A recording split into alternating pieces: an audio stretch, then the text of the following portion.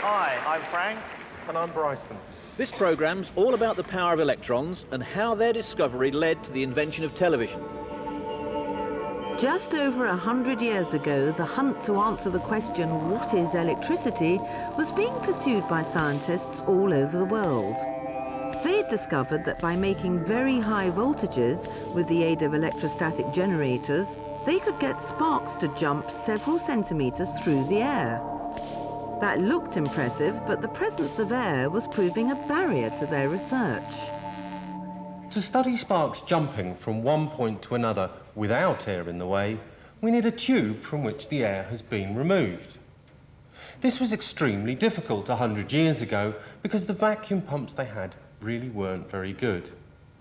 With a modern pump like this, it's very easy to remove 90% of the air. But why get rid of the air? Well, air is a poor conductor of electricity. The electric current has a hard job getting through all the atoms of air that fill the tube. Imagine pushing your way through a dense crowd of football supporters after the match. Halve the number of football supporters, or the atoms of air, and suddenly the journey becomes a lot easier. Get rid of more and more of the gas, and maybe, if you're lucky, the electricity will be left behind. And that way, you'll be able to see what electricity really consists of. So that's the idea. What Bryson's now going to show us is a demonstration of what happens when you start removing more of the gas from these tubes. This time I've got another tube which is very similar to the fluorescent tubes we were looking at before, but there's no white powder coating inside, so we can see what's happening inside the tube. About 90% of the air has been removed from the tube, and when we produce the spark, I'd like you to notice three things about it. Firstly, the Tesla coil is making sparks of about 30 centimeters in air.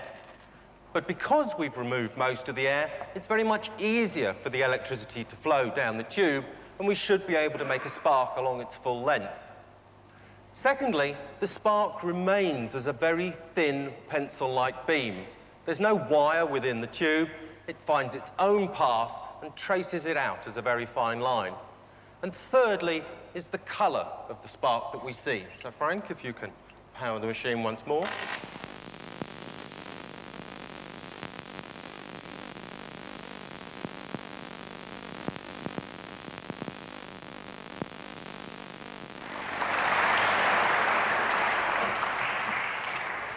Now the colour that we produce, that beautiful purpley glow, you may have noticed that it's very similar to the colour of the spark directly in air.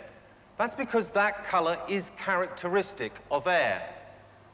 Some of you may be aware that it's the colour of the aurora borealis, the northern lights, which are generated by electrical charges given off by the sun, spiralling in on the Earth's magnetic field and colliding with the low-pressure gases high in the atmosphere. That purple glow is characteristic of air, but if I take a second tube, which contains a different gas, hopefully you'll be able to see that this time we get the same purple spark from the Tesla to the tube, and then a different colour as the spark passes down this tube.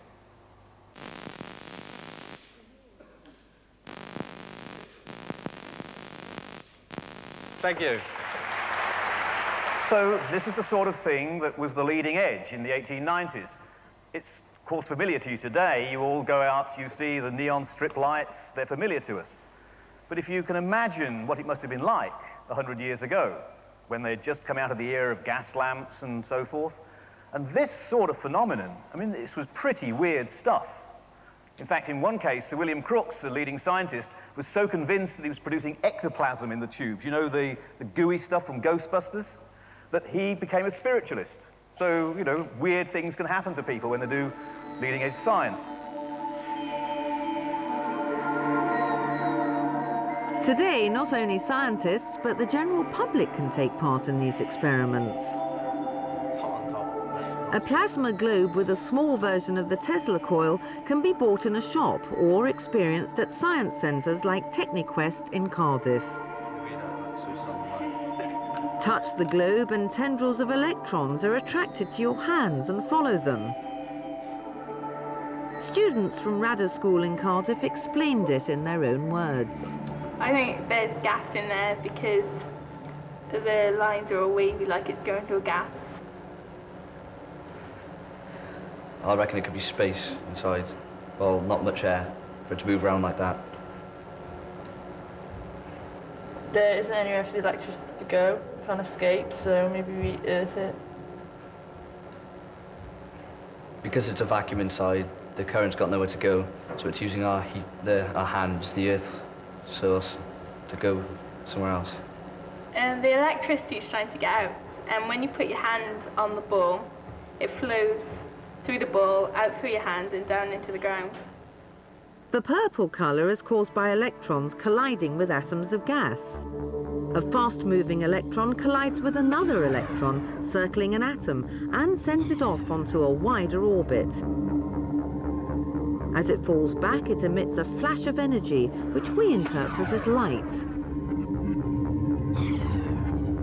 The electricity is passing through the gas, it's bumping into the atoms of the gas and shaking the light out of them. And as Bryson said, the colour of the light can depend upon the gas that's in there.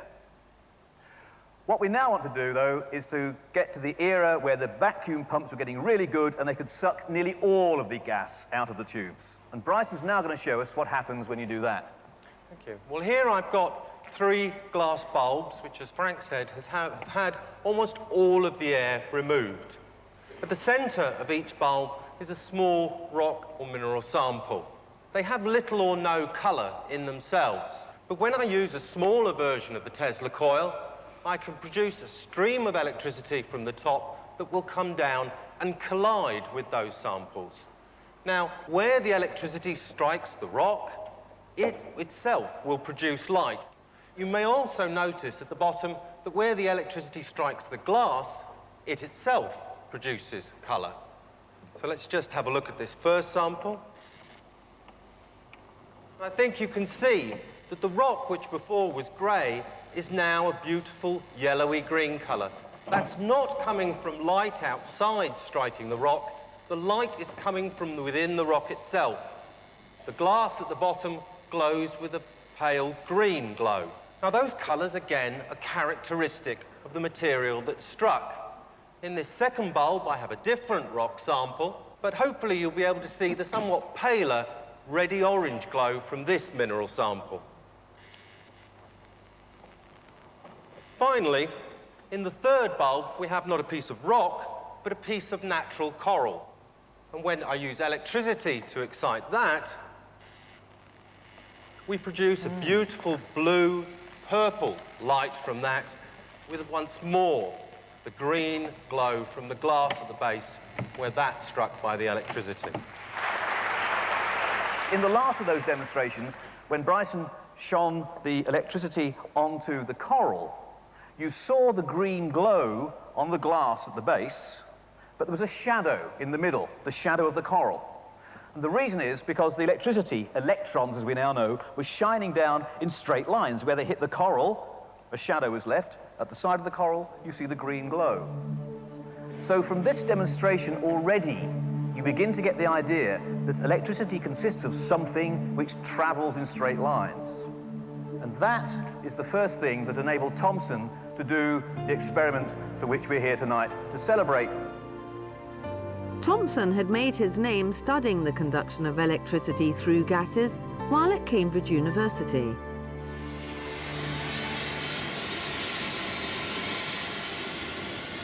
He got the university glassblower to make a special tube for him to his own design.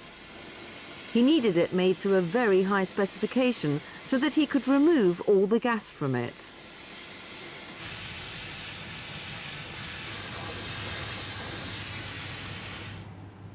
Then he had 2 platinum plates fixed inside so that he could alter the direction of the electron beam that he would pass through it. The electricity came in at the end here. There's a little metal filament here which would glow hot. Electricity, or electrons we now know, would go shooting along the tube and hit the screen at the front, glass. And when they hit the glass, they made a little green spot, just like the green glow that we saw in Bryson's demonstration a moment ago. But now what Thomson did was he made use of the two forces that Bryson showed us at the start of the talk. First of all, electrostatics. By applying a battery across the little terminal here, there's two little plates inside the tube which get charged up, positive and negative, and he found that the electricity got deflected. It got repelled away from the negative plate. The green spot moved. Then what he did, he put a coil around the outside of the tube to make a magnetic force, and that also deflected the beam.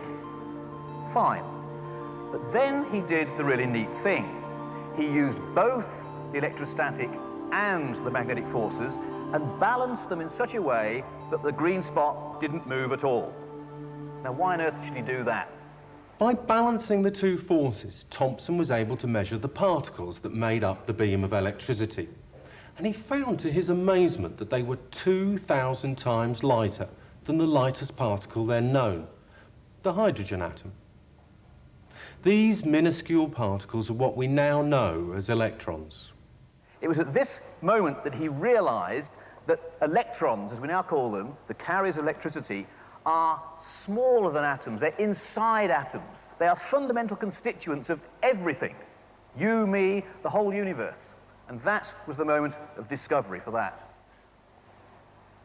Well, it's said that when Thomson was performing these experiments, he spent hours, days, weeks of time staring at the end of the tube, completely to the exclusion of family and friends. And I think it's quite ironic that today, around the world, millions of people spend hours, days, weeks staring at the end of Thomson's tube to the exclusion of their family and friends, because one of the simplest developments from Thomson's tube is in fact the modern television set.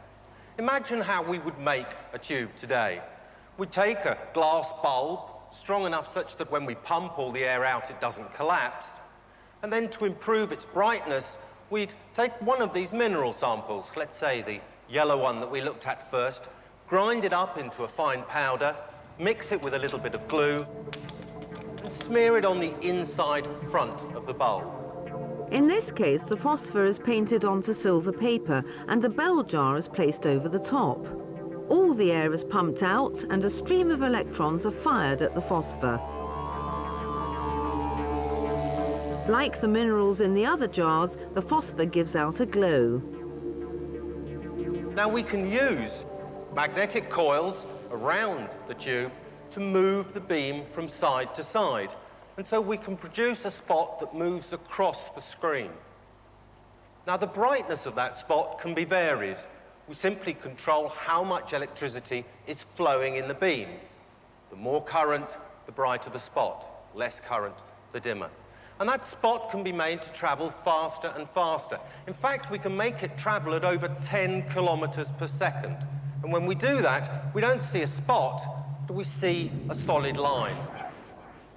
Now, we see a line because of the way our eyes work, and because samples such as this don't give out their light immediately, but take a short period of time to give it out after the beam has struck.